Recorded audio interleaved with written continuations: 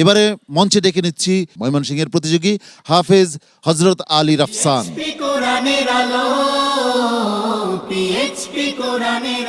আসসালামু আলাইকুম ওয়া রাহমাতুল্লাহি ওয়া বারাকাতুহু। ওয়ালাইকুম আসসালাম ওয়া রাহমাতুল্লাহি ওয়া বারাকাতুহু। আপনি কি হযরত আলী রাফসান? জি। হ্যাঁ, তো নামের সাথে তো স্পিরিট কম মনে হচ্ছে আপনার। হ্যাঁ, আরো হিম্মত সাহস থাকতে হবে নাকি? জি। যে একটু তেলাওয়াত করেন, আমরা শুনবো। আউযু বিল্লাহি মিনাশ শাইতানির রাজীম। বিসমিল্লাহির রহমানির রহিম। ইয়া আইয়ুহাল্লাযীনা আমানু কুতিবা আলাইকুমুস সিয়ামু কামা কুতিবা আলাল্লাযীনা মিন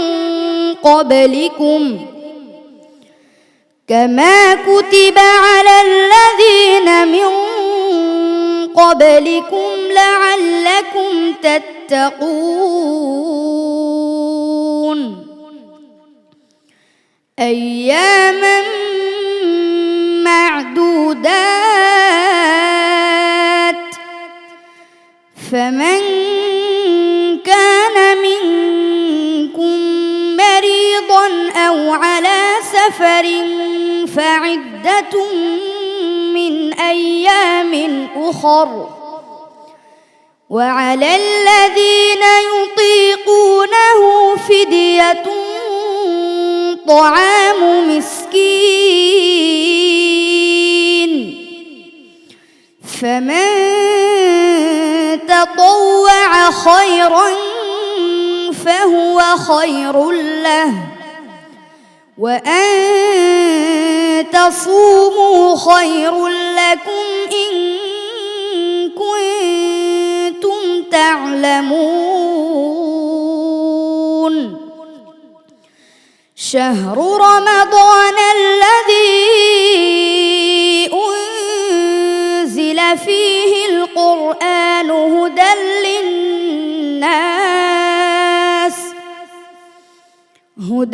للناس وبينات من الهدى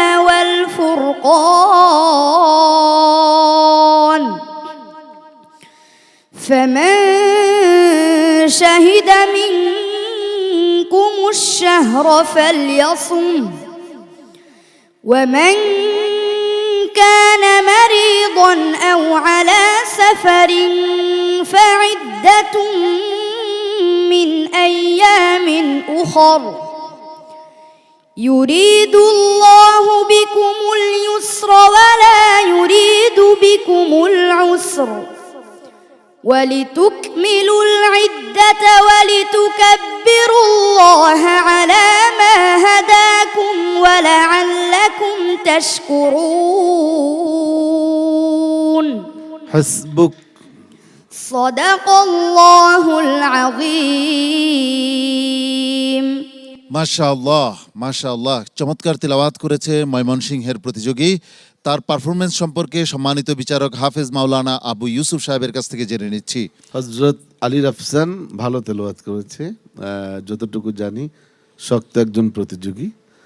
তবে আমরা আরো ভালো চাই।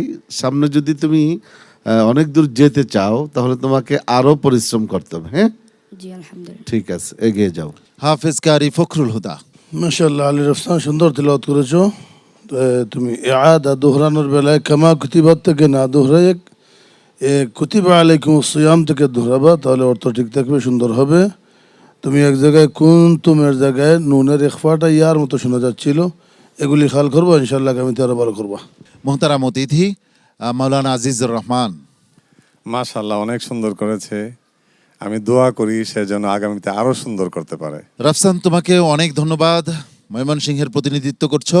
ময়মনসিংহবাসী নিশ্চয়ই তোমার সাফল্য চাচ্ছেন, সেই সাথে যারা কোরআন প্রেমী তারাও নিশ্চয়ই তোমার জন্য দোয়া করছেন। অনেক অনেক ধন্যবাদ তোমাকে।